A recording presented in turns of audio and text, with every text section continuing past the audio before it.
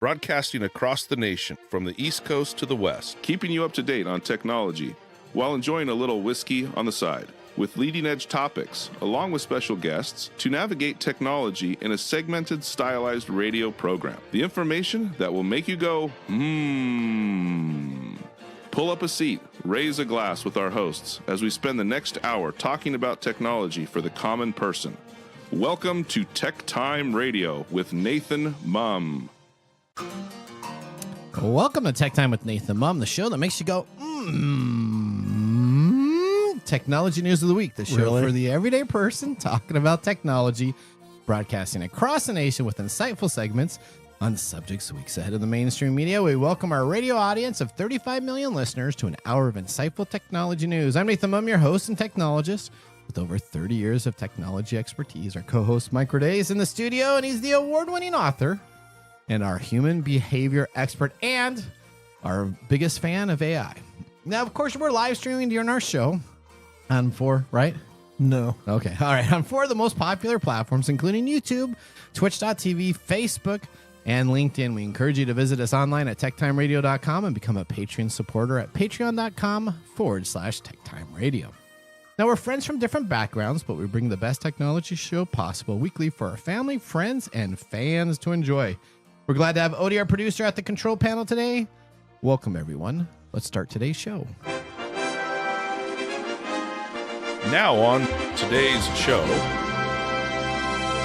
All right. Today on the program, Nick Espinoza from Security Fanatics joins the show to shed some light on obscure items, including a state-sponsored hackers collaborating with cybercriminal groups, making it even more challenging to track. AI has faced a significant defeat in copyright and intellectual property lawsuit, establishing a new industry precedent. And we're going to cover some startling news that Apple has been mandated to secretly circumvent its own encryption. Next, we'll dive into the evolution of dating, examining how Bumble and other dating apps are becoming irrelevant in the new landscape that creates initiatives and individuals to connect online. The IRS is making waves with NVIDIA. We'll provide further details on this. And lastly, be cautious of a pirate game that can steal your real money and account information while you play. In addition, of course, we have our standard features, including Mike's mesmerizing moment, our technology fail of the week, and a possible Nathan Nugget, and of course, our pick of the day whiskey tasting to see if our selected whiskey pick gets 0, 1, or 2 thumbs up at the end of the show. But you know what? Now it's time for us to head to the latest headlines in the world of technology. Here are our top technology stories of the week. All right, story number 1. Amazon.com has instructed hundreds and thousands of employees to return to their office full-time or seek new employment. But many offices lack the support with desks, chairs, and even the space to put people in these offices. Let's go to Corinne Westland for more on this story. Amazon has a space shortage, and this has caused the e-commerce giant to delay the return-to-work mandate at numerous locations in the U.S. This includes Houston, Atlanta, and New York City. Workers assigned to certain offices are still waiting for clarity on when they can return to the workplace full-time. Others, who are back 5 days a week, find themselves without any teammates nearby. They struggle with parking, securing a workspace, and finding private rooms for video calls. Is hot-swapping desks the new normal for Amazon? That question will be best discussed with you guys back in the studio. All right. Have you heard about this hot swapping desk idea, Mike? No, what is it? So Tell me about it. Okay, so the idea here, so Amazon has 350,000 corporate workers that were all told to return to office 5 days a week. Mm-hmm.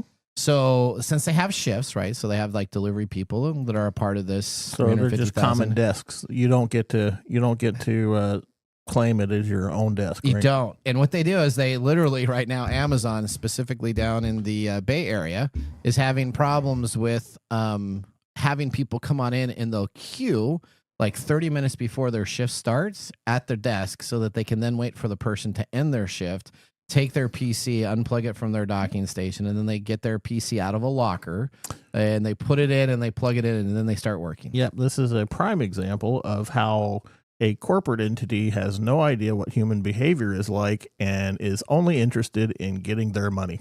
Okay, well, this is what's happening to Amazon.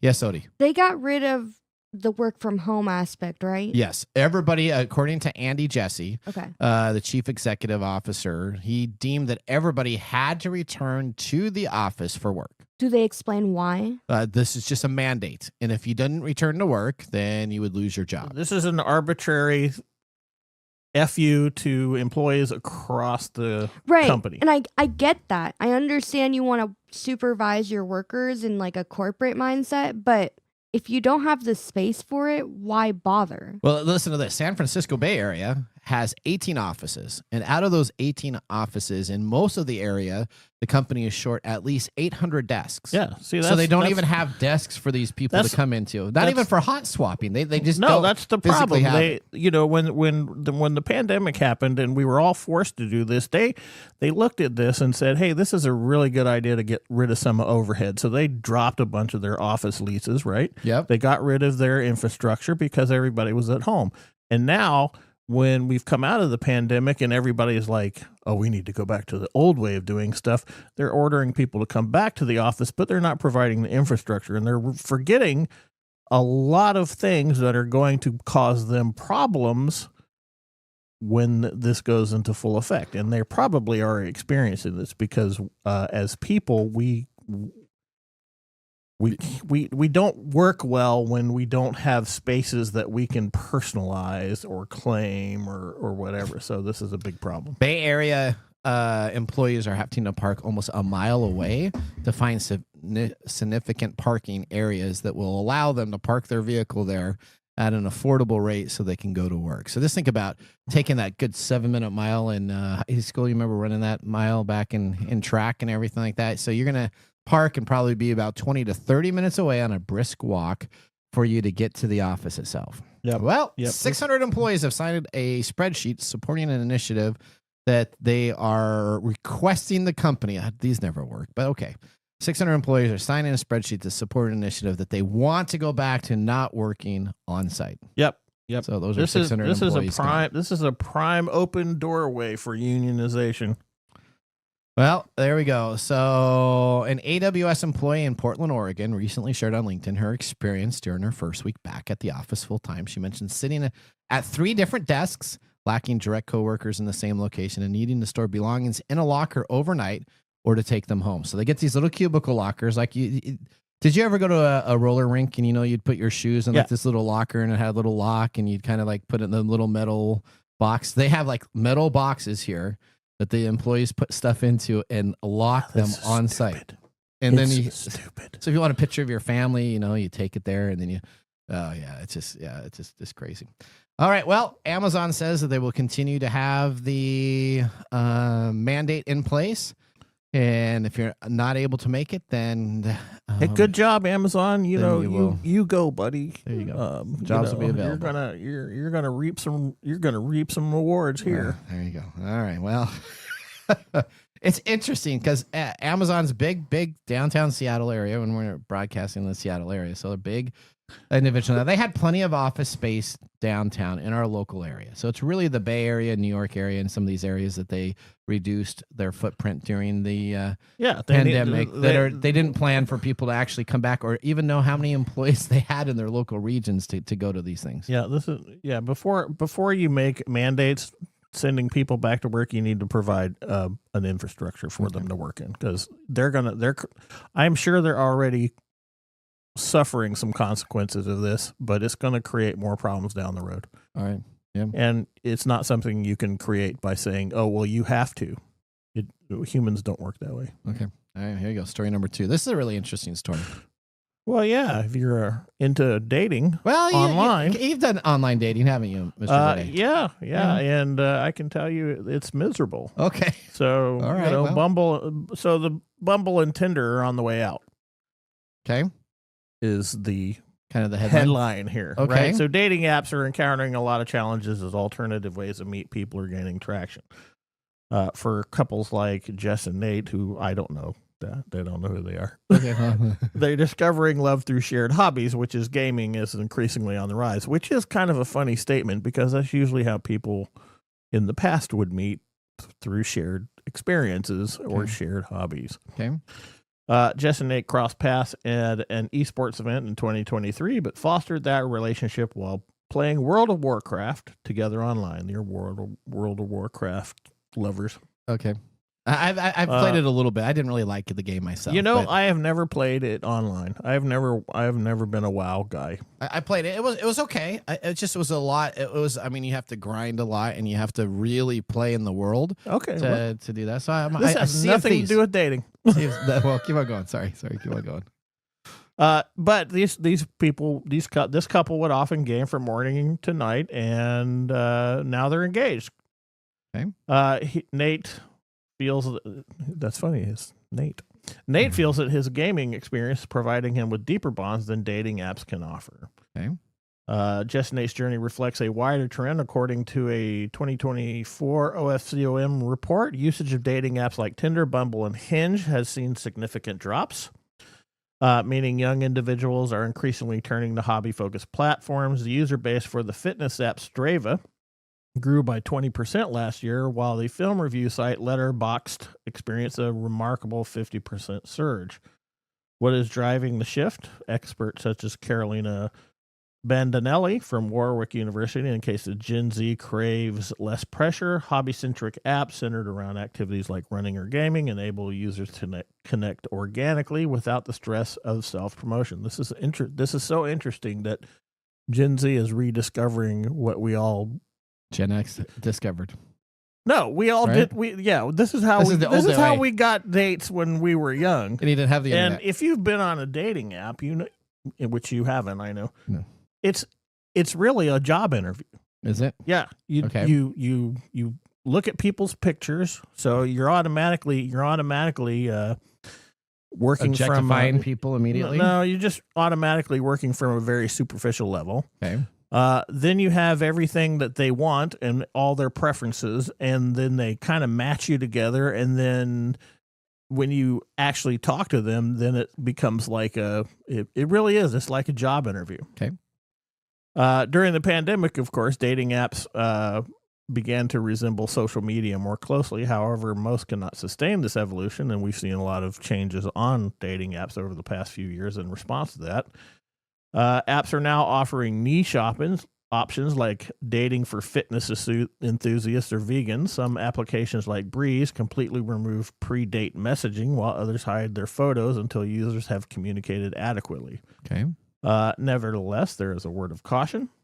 Even hobby-oriented apps can have limitations. Communities like Strava and Letterboxd exist primarily for shared interests, not dating, and users may not appreciate romantic advances in these environments. Okay, but that's old school too, right? So, if you went down to the skating rink, we're going back to the skating rink, right? And there's a cute girl over there on the side, and you wanted to go date her, and you say, hey, would you like to go on a date? And she's like, oh, you're a creep. She'd just tell you no, and you'd continue on, right? That's one of the big arguments about dating in today's environment is that there is a lot more fear and reluctance involved in doing cold approaches.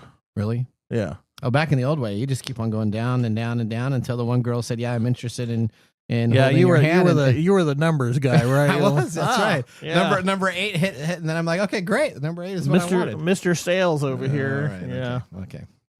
Anyway, what does the future hold? Who knows? In-game and virtual spaces could enrich relationships during initial meetings and might not just encompass offline interactions. Instead, apps simulating the best elements of face-to-face interactions while utilizing digital innovations could lead the way forward. Yeah, so people are getting married in these events, but this right? This is like Facebook relationships. When Facebook really started rolling out, we saw a lot of this too. Facebook became like this way of meeting and connecting people in groups. There's a problem with this, however, and even in the gaming existing space, there is a problem, and that problem is that we have two entities that are communicating over a specific style of communication. This would be in-game chatting and whatnot. Yep. So they're not having any physical proximity with each other to get to know how they work in the environment or how they live in the environment. So there's some problems with that. Okay. All right. Well, So, we'll see. would you rather meet on a dating app with somebody I or really somebody? don't. I really don't like them. don't I think they're pretty bad. All right. So you'd rather meet in a game, and if you have some common interests, go from there. Yeah, Okay. that's really how you want to meet people that have these shared interests instead of looking at a bunch of stuff that says, "Hey, I'm into hiking and whatnot, and I'm a fully independent person, and I just need somebody to travel with," and it's just crazy. All right. Here's our next story. Story number 3. This includes Trump and George Takei from Star Trek. How the heck can I get those all together? Here we go. Story number 3. Google Map blocks Gulf of America reviews after renaming and receiving negative feedback. So if you go and you take a look at Google Maps and Apple Maps right now, what do you have going on? You can see now the Gulf of America, not the Gulf of Mexico. So Donald Trump got that named. Interesting, because George Takei has gone on record on Blue Sky, which has he urges his 1.1 million Blue Sky followers. We've talked about Blue Sky, the alternative to Facebook, which is gaining more and more momentum. He's asked them to report the name location on Apple Maps as incorrect. So this causes a huge queue up in Apple's support calls. And he is telling everybody right now. He also then took a screenshot of that and posted it on X, saying to do exactly the same thing. So we had somebody rename something. George Takei from Star Trek is not happy with it. He used Blue Sky as his social media platform to reach out and What tell are you people. plugging, Blue Sky or George Takei? Well, I'm just kind of interested. Well, the kind of, you know what, you can get a map change for different stuff, and so there you go. There you go. Story number 3 and story number 4. What do I have for story number 4? Oh, iPhone SE releases this week. Apple's Tim Cook teases a Wednesday launch. So it's either the Apple SE phone, or it's going to be a new like tagging GPS. It's unknown what Apple's going to release. They have both of these things in the pipeline, so I don't know exactly what the announcement's going to be. But they have a big announcement coming on up tomorrow on Wednesday that Tim Cook is going to essentially make an announcement on whether it's a brand new SE phone, which they've been talking about for a long time, or a new AirTag that would be available there. It's interesting because Apple has been spending a lot of time working on their own Apple-designed 5G modem. So they've been working on this 5G modem that they're been touting that can work with satellites. If you paid any attention to the Super Bowl commercials, there was a big T-Mobile commercial that they have now partnered with Starlink. So anytime you're up in the middle of no man's land, you can get your phone. And this was one of our predictions that satellite phones are going to become kind of like this new thing with Starlink. So Yeah, big well, announcement tomorrow. Apple is either announcing a brand new AirTag or the potential of no more home button, a larger screen on their lower end model iPhone SE. Do you know why you can't fart in an Apple store? Why is that? They don't have windows. All right. Well, that ends our top technology stories of the week. When we return, Nick Espinoza from Security Fanatics will join us to discuss DeepSeek. We're going to talk about the AI that China says will take over OpenAI at half the cost. Should we be worried? All of this plus many other information and questions from Nick. We'll see you after the commercial break. Looking for custom glass solutions for your next commercial project? Hartung Glass Industries is your trusted partner in custom glass fabrication. For over 100 years, Hartung has delivered proven manufacturing expertise, comprehensive product offerings, and dependable service and quality. From energy-efficient facades to custom shower doors, we create glass solutions tailored to your project needs. With 8 facilities across the U.S. and Canada, we combine national expertise with a local touch-ensuring faster service and unparalleled customer care. Hartung Glass Industries, where quality meets innovation. Visit hartungglass.com to learn more.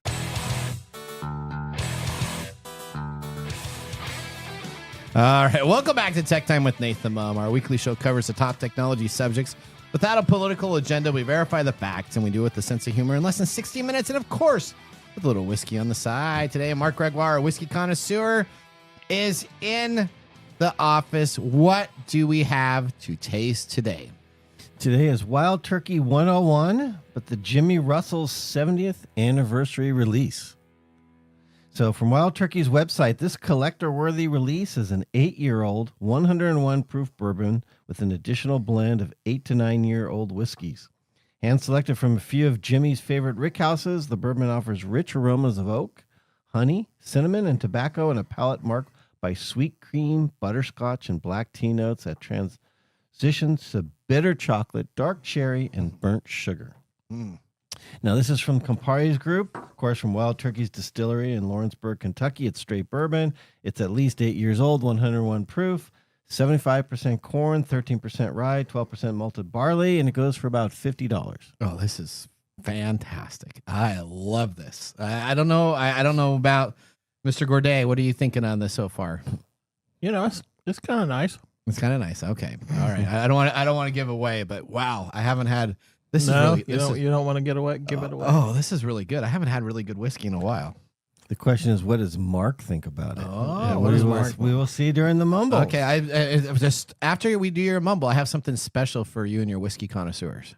Okay. Is it a Valentine's Day gift? It's a belated one? Yeah, it's kind of a belated Valentine's Day gift for all of those people there. All right. Now, don't forget to like and subscribe. In addition, please comment. Let us know if there's a whiskey you want us to review. If we have it, we'll put it on for you, and we'll tell you what we think about it.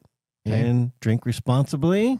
Heaven can wait. Perfect. Thank you so much. All right. With our first whiskey tasting completed, let's move on to our feature segment. Today, our technology expert, Nick Espinoza, is joining the show. He's an expert in cybersecurity and network infrastructure, has consulted with clients ranging from small business to the Fortune 100 level.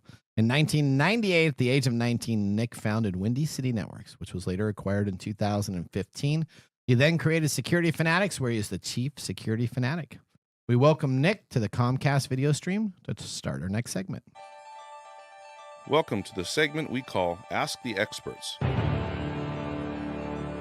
with our TechTime Radio expert, Nick Espinoza. All right. Hi, Nick. How you doing?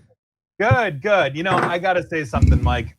Honestly, I wouldn't knock online dating, man. I mean, my chatbot wife and 6 AI kids take exception to this. You know. Sorry, I didn't mean to offend them. That's all right. That's right. All right. Okay. Well, Nick, tell us a little bit about yourself for new listeners that are listening to our program. Tell us a little bit your background, besides being on our show for going on 3+ years now as a special guest. Tell us a little bit about that. Yeah. So I'm the chief security fanatic of Security Fanatics. We do all things cybersecurity, cyber warfare, cyber terrorism, infrastructure, government compliance. I've done a few TED Talks, all that kind of stuff. I have a regular podcast and write for Forbes on occasion and some other outlets. So I love hanging out online. So come say hi. And, happy to be here. Perfect. All right. So, Nick, we got to talk about DeepSeek, right? So the AI that can replace all AI companies for fractions of the price, time and labor. It's going to make us all use this AI. Now, I tried to sign up for DeepSeek and it was crashing, so it didn't allow me to sign up. And then I tried to sign up for it again and it crashed and didn't allow me to sign up. So tell us a little bit, what is DeepSeek? From your point of view as an expert, are we concerned about this Chinese AI alternative? What Chinese products are possibly bad and harmful and malicious? People, comrades, the DeepSeek AI is here for all of us. Now, this is absolutely insane. I've done actual testing. You can literally go watch videos I've done on this. And probably one of my most viral social media posts was actually testing to see if it was sending back to China. But yeah, to your point, essentially, this is the bomb that knocked $1 trillion off the economy globally in a single day, because they basically put out a Chat GPT competitor, said they did it for a mere fraction of the cost, and then gave it away to the world. Anybody can go download this thing on GitHub and run it on much less firepower than a Chat GPT needs. So it absolutely changes the game. Now, is it as good as Chat GPT? Well, I tested it against ChatGPT 01. And it's pretty solid. It's actually a lot faster to calculate and respond and whatnot. I also tested it from the website, but I found a couple of different things that I thought was absolutely fascinating. First things first, it absolutely is bias and censorship. I mean, does the Chinese government like to talk about Tiananmen Square? Neither does their AI. And I think those are things basically to talk about. But I think part of it too, is that it may have the ability to insert some pro-China disinformation into the world. So one of the questions that I actually asked it when I was experimenting with it and then comparing the exact same question to the response of ChatGPT was which 10 countries are the worst, or I'm sorry, which 10 countries are the best countries in the world? And it gave me very similar lists, et cetera, Norway and Canada and most of Scandinavia was on the list, but it also had some interesting ones because when I really started going after it and asking about the top 10 greatest leaders in the world, it actually introduced Mao into the equation. Now, Mao, by all means, has a whole lot of human rights violations to his name, but here we are. And these AI sound really authoritative.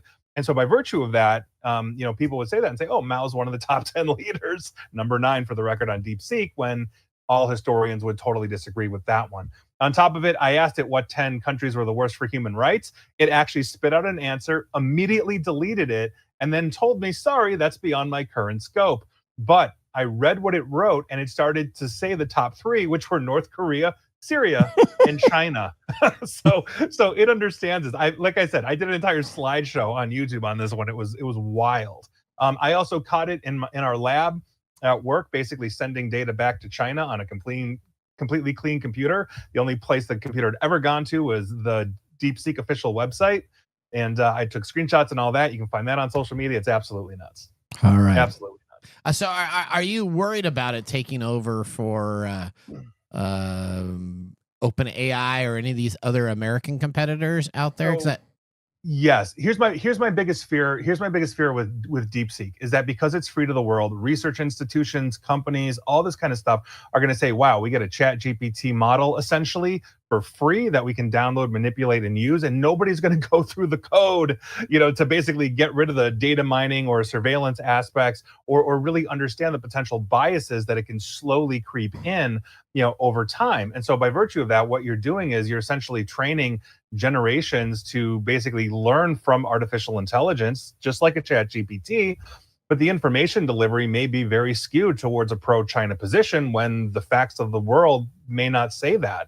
On top of it, again, like if this is being adopted by corporations, essentially to tweak it for their own needs, could this potentially data mine as well? What we need is code-based reviews on this. And for the record, they say they got this going for $6 million.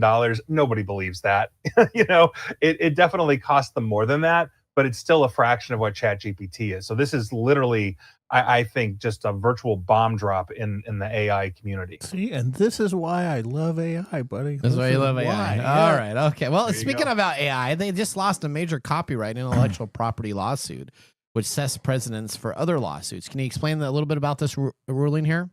Yeah, I'm actually a big fan on this one. And this is something that I think is a long time coming. And Thomson Reuters just basically has a shot in the arm to the creators of intellectual property against AI, because Thomson Reuters just won the first major copyright case against artificial intelligence in the United States. So back in 2020, Thomson Reuters filed a lawsuit against an AI startup called Ross Intelligence. They focused on legal AI. In other words, if you're a lawyer, you can go use them. And so in this complaint, Thomson Reuters basically said that Ross Intelligence reproduced material from Westlaw. Thomson Reuters owns Westlaw, which is essentially like a terminal and access for lawyers to get essentially access to all the legal precedent and rulings, et cetera, across the United States. And so a couple of days ago, a judge actually ruled in Thomson Reuters' favor, basically saying that, yeah, they totally ripped you off and they were trying to spin up a competitor to Westlaw using Westlaw's intellectual property. And so it opens up two major things. I'm sorry, go ahead. No, we were just laughing. I was laughing. It's funny to me that this whole thing started with one law firm using the law to get unlawful information from another competitor. So. Well, hey, lawyer ball is lawyer ball, right? And lawyers will tell you to get it in writing, and then the other lawyer will tell you it's not worth the paper it's written on. So, you can do the math on that. That's what they charge you, $399 an hour for that. There you go. Legal fees ain't cheap. That's right. Not at all. But you need a good lawyer in your life at some point. hopefully not criminal. So with that, it opens up, I think, two major cans of worms here across basically the legality of artificial intelligence. First, it's obviously a clear win for creators like George R.R. Martin of Game of Thrones fame. Like, he's in a process of suing OpenAI, as is Sarah Silverman, the comedian who wrote a book, et cetera, et cetera.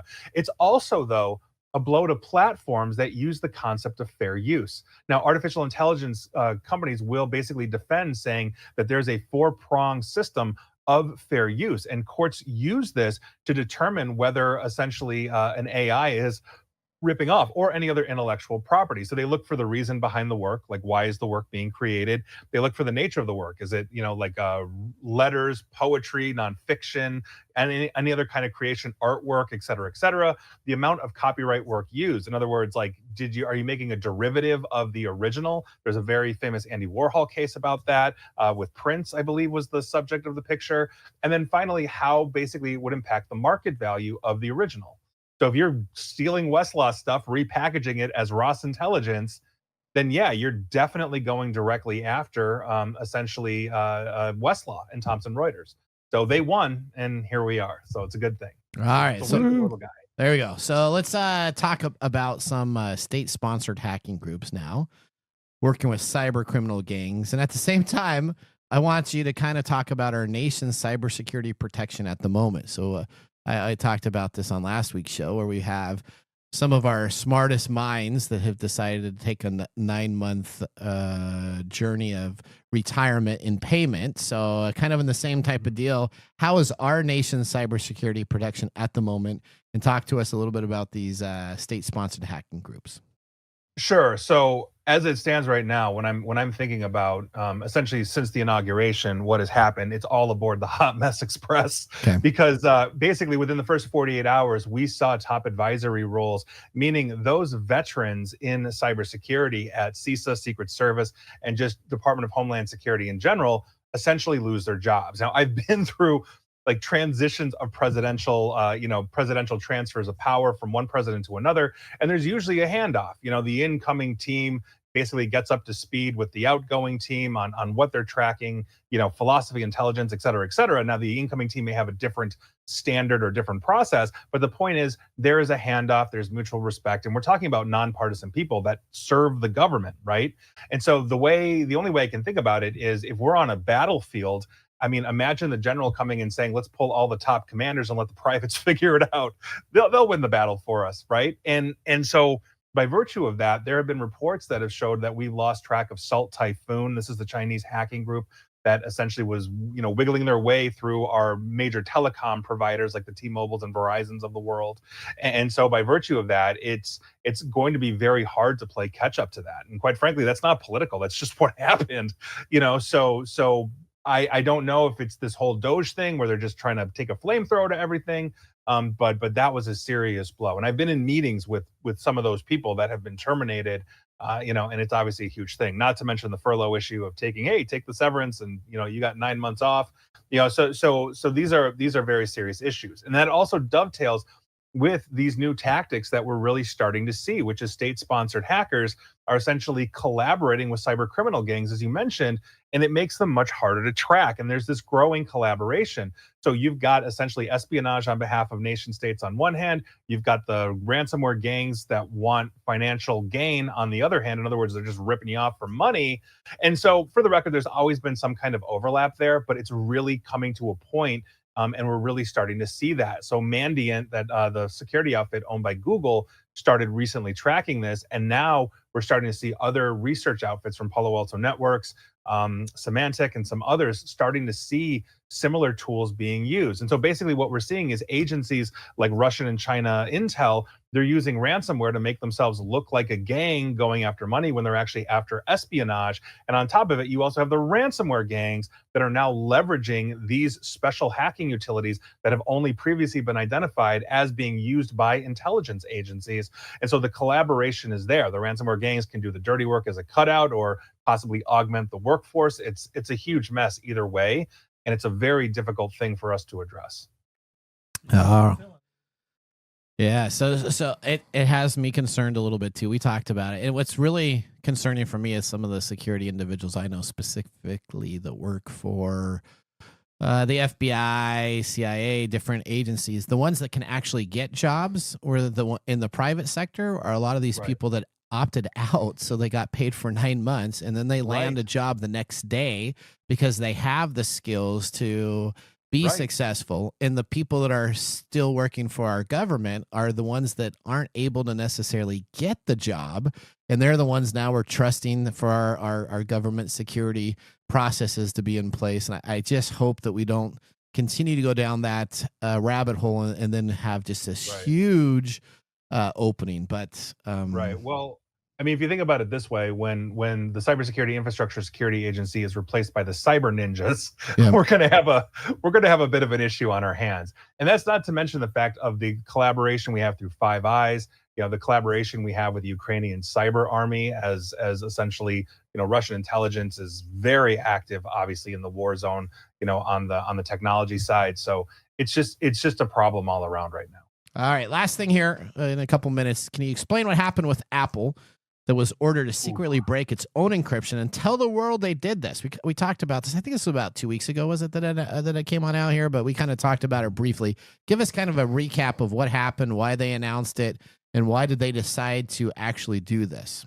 Yeah. This is insane. I absolutely hate this news. But they essentially, to your point, they've reportedly been ordered by the UK, United Kingdom government, to essentially create a backdoor that would give security officials access to encrypted iCloud backups. Now, this has been the cry of governments all around the world, that law enforcement needs to break encryption or have backdoors into encryption in order to catch the criminals. Essentially, what we're doing is creating laws to the lowest common denominator in society. And by virtue of that, most of us get caught up in it. Like 99% of us, right? We're not murderers, we're not criminals, we're definitely not terrorists, et cetera, but now they have access to our stuff in that same way. So here's the thing, though. If this was implemented in the UK, British security services wouldn't just have backups to citizens of the UK under their purview. They'd be cracking it for all of iCloud, meaning why wouldn't they go into an American or a Canadian or Australian account? That's the problem that we've got. And so by virtue of that, they were ordered to do this essentially under the Investigatory Powers Act of 2016. And essentially in England, for the record, it's called the Snoopers Charter, where that gives them this right. But they've ordered Apple to do this. Now, Apple can appeal, but that doesn't stop the deadlines. In other words, Apple still has to do this while they're under appeal. And they've also been ordered, again, under this Snoopers Charter, if you will, to not tell anybody. So as of right now, they could have cracked iCloud, given it to basically the Brits, and we have no idea because they're legally not allowed to tell us. So essentially what we know they're going to do is they're going to stop using the advanced data protection, Apple is, in the UK, but that doesn't actually satisfy the order that the UK government gave them. It's absolutely insane. It is. All right. Well, Nick, thank you so much for being a part of our show. How you feeling, Mike? Nick is always a good reality slap to the face. This is why we drink. Yes, I'm reaching for mine right now. There it is. All right. Can you tell people how they can get in touch with you again after the show if they want to listen to your X posts or other stuff? Absolutely. You can like, share, follow me on Facebook. I'm still on Twitter/X, but I'm also on Blue Sky, and Mastodon, and YouTube /Nick Espinoza. So come hang out. Come say hi. All right. Well, we thank you so much for being a part of our show. Bye, Nick. Guys. Thanks, Nick. See ya. All right. That ends our Ask the Expert with Nick Espinoza. Up now we have Mike's mesmerizing moment. Welcome to Mike's mesmerizing moment. What does Mike have to say today? All right, Mike, here's my question. What makes in-game dating something that would become more popular than dating apps? Well, okay. So it's not proximity, but it's length of time that you're communicating with somebody. All right. Right. So one of the interesting things about this is not a new thing. I don't know that this is necessarily something that's on the rise, because human beings do this naturally anywhere they go. I love this idea that we think that matchmaking is not something that we do in certain areas, but we do this everywhere. Every time you meet a new person, one of the key indicators that your brain is going to look for is if it's a mating potential. Okay. So when you're doing these games, you are talking to them and sharing information and sharing life pieces and experiences. So you're naturally going to create a bond with this. And this doesn't just happen with romantic interest. This happens with online friends. So this is a format, and then we have the length of time that people spend together on these things. Like the example we used in the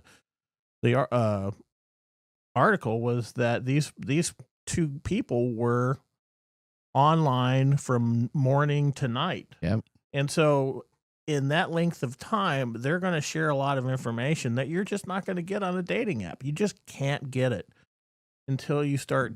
But when you go dating, that's your natural inclination is to look for those shared interests. Okay.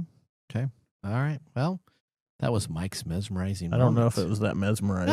No, it is. You actually have kind of a good experience on this. All right. Well, yeah, we're going to take a commercial break. When we return, we have This Week in Technology. So now would be a great time to try a little whiskey on the side. See you in a bit. Hey, Mike. Yeah, what's up? Hey, so you know what? We need people to start liking our social media pages. If you like our show, if you really like us, we could use your support on patreon.com. Or is it Patreon? I think it's Patreon. Okay, Patreon. If you really like us, you can. And you say I'm the English guy? Patreon.com. I butcher the English language? You know you butcher the English language. Okay, so it's all the time. It's Patreon.com. Patreon.com. If you really like our show, you can subscribe to Patreon.com and help us out. Oh, and you can visit us on that Facebook platform. You know, the one that Zuckerberg owns? The one that we always bag on? Yeah, you can. We're on Facebook, too. Yeah, like us on Facebook. Do you know what our Facebook page is? TechTime Radio. At TechTime Radio. Yeah. You know what? There's a trend here. It seems to be that there's a trend, and that's TechTime Radio. Or you can even Instagram with us. And that's at TechTime Radio. That's at TechTime Radio. Or you can find us on TikTok. And it's TechTime Radio. It's at TechTime Radio. Like and subscribe to our social media. Like us today. We need you to like us. Like us and subscribe. That's it? That's it. That's that simple. And now, let's look back at this week in technology. All right, we're going back to February 19th, 1971. The first warrant to search for computer data was issued. Now, the first warrant was issued in California to search for computer storage. The warrant allowed for the search of key-punched computer cards, punched with a proprietary remote plotting program, computer printout sheets of proprietary remote plotting programs, computer memory bank, and other data storage devices magnetically imprinted with proprietary computer programs. The event would lead to an increasingly sophisticated methods of encryption to hide computer files from law enforcement agents. Now, the law enforcement seized tapes and a directory of files held by a magnetic drum mass storage system built by Sperry Rand Corporation for a UNIVAC called Fastran. There you go. That was This Week in Technology. If you ever wanted to watch some tech time history with over 230 plus weekly broadcasts spanning over 4+ years in video, podcasts, and blog information, you can visit techtimeradio.com to watch our older shows. We're going to take a commercial break. When we return, we have Mark's Mumble Whiskey Review. See you after this. Hello, my name is Arthur, and my life's work is connecting people with coffee. Story Coffee is a small batch specialty coffee company that uses technology to connect people to each product resource, which allows farmers to unlock their economic freedom. Try our Medium Roast Founder Series coffee, which is an exotic bourbon variety that is smooth, fresh, and elegant at storycoffee.com. That's STORI coffee.com. Today you can get your first bag free when you subscribe at storycoffee.com with code TechTime. That's STORI coffee.com. The segment we've been waiting all week for. Mark's Whiskey Mumble. That title says it all, Mark. There you go. We're always more concerned about the whiskey than all the other crap that's going on in the world. All right, what do we got? I've been looking so forward to today, February 18th. What is somebody calling somebody? What was that? Uh-oh. All right, there you go. Was that Mr. Gourdet? Are you getting a personal phone call here? Yeah, hold on. I've gotten all my Chinese people to talk to me about what they're getting from us. All right, okay. Here we go. Sorry about that. All right, Mark, continue on. Well, today's an exciting day. All right, what is today? Today is Cow Milked While Flying in an Airplane Day. Cow milk while flying in an airplane day. I knew that would wake up Mike from his phone. From his phone. There you go. Who came up with this day? Explain this to us. So this day commemorates from 1930 a cow named Nellie J, also known as Elm Farm Ollie, who became the first cow to be flown and milked in an airplane. Okay. The event was part of a scientific effort to study the effects of height on cows' ability to produce milk. In the 72-mile flight over Bismarck, Missouri, Ollie's milk was then put in paper cartons and parachuted down to the spectators to generate publicity. Oh, wow. See, it's not just Elon who sends things into space. So you have other people do it. Okay. So that became, and today is the official day for that. Other people have celebrated it since then, or was this a one-time deal? Yeah, this is every year. This is totally my biggest calendar day of the year. Right? Is it? Yeah. Totally. Now, while Nellie J is celebrating 95 years celebration today we're also celebrating 70 years of master distiller Jimmy Russell's 70th anniversary with Wild Turkey, making him the longest tenured spirits master distiller in the world. Wild Turkey is not only lucky to have one Russell, they have three. Okay. Grandfather Jimmy, who we just talked about, Father Eddie, who is also the master distiller there, and their son Bruce, who is an assistant distiller there. Okay. Now, this whiskey, let's talk about this whiskey. All right. For me, drum roll. Yes. This whiskey is a treat. Okay. Similar to the regular Wild Turkey 101, however, it dials down the rye spice and increases sweetness and sugar. This is a delicious treat. Okay. And for $50, you cannot go wrong. All right. I just got this bottle, and as you can see, it's nearly empty. Okay. I loved it so much, I went out and picked up 2 more bottles. Did you really? Okay. I did. Did you have to buy it someplace special, or was it just available online? Or I did not buy it online. Total Wines was carrying it. Wow. Okay. Easy down the. You didn't use your little underground. I did not. Whiskey market. No. Total Wines had some shipments, and I found out when they came in, and went and got myself a few more bottles. Okay. I wish this was a standard for Wild Turkey and not just a special release, because it definitely makes you go, That's right. Okay. Well, you know what? What a great pairing. Whiskey and technology, just like Scottie Pippen and Michael Jordan. Can't have one without Seriously? the other. Yeah. Those are the best 2 basketball well, players you know, for that's the Bulls. a great analogy, but hasn't Pippen come out and said he would have been just as great or greater without Michael? Yeah, but then he went and played for Portland, and he wasn't really good. So I don't know what that goes right there. But all right. Well, you know what? Let's. You can't wait, because when we do our pick of the day, I got something special for your group I'm stab looking coming on forward up. to So it. let's move now to our technology fail. We are out of time. Congratulations. You're a failure. Oh. I failed, did I? Yes. Did I? Yes. Did I? Yes.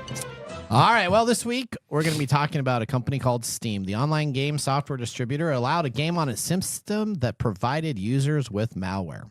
Now, I'm a big fan of pirate games, and most pirate games have themes of plunder, swordplay, and sneaky tactics. So now we have Pirate Fi, a free-to-play video game that steals your credentials and money without you knowing it in real life.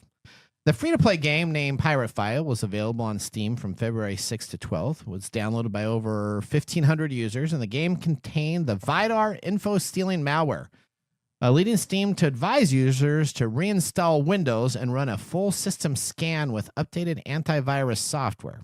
See, the problem with this malware is it actually went on in and stole any key logging information and screen captures of your PC. So anytime you would log into your bank or anything like that, it would have your credentials, information, and different items. Now, users should also check with unfamiliar software and consider an OS reformat as a necessary Holy step. crap. That's significant. Now, do you think that the game developers knew about this? Oh, absolutely. Pirate Fi, developed by Seaworth Interactive, received positive reviews before the malware was discovered.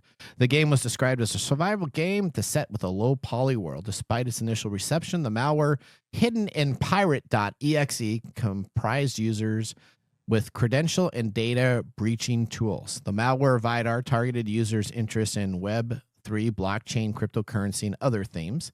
Steam removed the game, notified users, impacted users, posted warnings on the Steam community page. The developer account was flagged. The game files were modified several times to avoid detection, and the original files that were released did not have this malware, so it only had it as they had an update coming and another update coming. They put this malware in there. The threat actor altered game files, changed command and control servers for credential exfiltration. Based on statistics, up to 1,500 people were affected, with some having cryptocurrency withdrawals and bank accounts compromised, at over $1.3 million lost. Wow. How do you like that? So is the theme don't play pirate games? Well, you better. Yeah, so it's really interesting. So is that Steam's fault because they produce it? So this is going to be a pretty big deal. You got to be careful about any publishers that you load that don't come from probably 1A, 2A, or 3A title publishers. And this is Pirate Fi. Do not load it on your machine unless you want to share money with these pirates. All right, we're going to head out for our last commercial break. Wait a minute. I'm What's still that? waiting for Mike's favorite line. I mean, What's that? What's my favorite line? Nothing in life is free. Oh, that's right. Well, nothing in life is free. There you go. But I think it's pretty funny that they pirated your information with a pirate game. It is kind of funny, isn't it? All right, we're going to head out for our last commercial break. When we got back, our Nathan Nugget is going to surprise you to the utmost. See you after this. How to See a Man About a Dog. It combines darkly comic short stories, powerful poems, and pulp fiction prose to create a heartbreaking and hilarious journey readers will not soon forget. Read How to See a Man About a Dog, collected writings, for free with Kindle Unlimited. Ebook available on Kindle, print copies available on Amazon The Bookpository, and more. This is your Nugget of the Week. Yes, Nathan's Nugget. We are excited to hear it. All right, here we go. Oh, there I was running to the whiskey table to get what we have here. So let's talk about our Nathan Nugget. Let's say you're the government and you're the IRS, and you just decided to remove a whole bunch of people's jobs, but you still want to make sure that you can collect your taxes and evade anything that goes on. Well, what is the IRS doing? The IRS is planning to acquire the NVIDIA SuperPod AI supercomputer to boost its machine learning capabilities for fraud detection and analyze taxpayers' behavior. Elon Musk's Department of Government Efficiency is establishing a presence in the IRS as part of a larger initiative to modernize the federal bureaucracy with a brand new machine, and it's called the sophisticated NVIDIA SuperPod AI computer cluster. Who's selling it to them? Well, NVIDIA is going to be. Well, maybe Tesla through it. Okay. According to a February 5th acquisition document, the configuration integrates 31 individual NVIDIA servers, with each server hosting 8 of the company's leading Blackwell processors intended for training and operating AI models that power applications like ChatGPT. The hardware is estimated around $7 million that they decided to put on in to replace individuals that were previously combing through tax information as an individual. Now, we believe the technology here will help identify fraud, theft behavior, and make sure that you continue to pay your taxes. There you go. Yep. Isn't that great? Yep. All right, now we need to move on to our... So what's the nugget in there? What's the nugget? The nugget is that it hasn't been really released. Nobody's talking about this. So the nugget is nobody's talking about it. It's kind of been shuffled underneath. You had to go into some back-end documents to see the February 5th. February 5th is a while ago, so no one's talking about this. I hope that we can get it out there talking about it, and people may say, hey, let's keep our regular people instead of other people being replaced with a computer AI. All right, now let's move on to our pick of the day. And now our pick of the day for our whiskey tastings. Let's see what bubbles to the top. All right, what do we have, Mark? Wild Turkey 101. This is Jimmy Russell's 70th anniversary release. So it's a special release this year. Jimmy Russell picked those barrels themselves. And you got 3 of these at home then, or do you have 2 at home and this is the third? This is my third. This is the third. I got 2 at home. So I got one that's in my box that will, when I have a craving, that I'll grab it. And I got one under the closet or in the closet deep hidden for in the future. In the future. All right. What are you going to give this? Are you giving this a thumbs up, Mike? Yeah, I'll give it a thumbs up. Yeah, it's not on my really big standout thing, but it is very pleasant and tasteful. It must have been. I got an empty glass here already. That's more due to the news than the actual flavor. Is that Nick being on the show? Yeah. Nick always makes us happy. Now, Love Nick. Mark, Yes. your whiskey tasters. This was a whiskey bottle that is no longer being printed from a local distributor. It won our first year's pick of the year. This is Law Dog. It's a Mo whiskey, distilled spirits, 90 proof. This is one of the remaining 2 or 3 bottles that exist of this company because they no longer do a whiskey. I'm going to give this to you guys. You guys can crack thank you, the my cork. Valentine. There you go. And tell us Wow. what you guys think about that. Make sure Chris All gets right. that. Everybody else in your little group. We'll do tasting that at our next whiskey tasting. Yeah, and then you can tell if it's a thumbs up or thumbs down. All right. All right. You know, it's been a great show today. You know, nothing like learning about AI taking over the IRS. Skynet is waking up, folks. It is. It's going to all be available there because we don't want to pay other people. Well, you know what? It's been a great time being on the show today. I always love meeting with everybody here on the round table and all of our fans. Remember, the science of tomorrow starts with the technology of today. See you guys next week. All right, later. Bye-bye.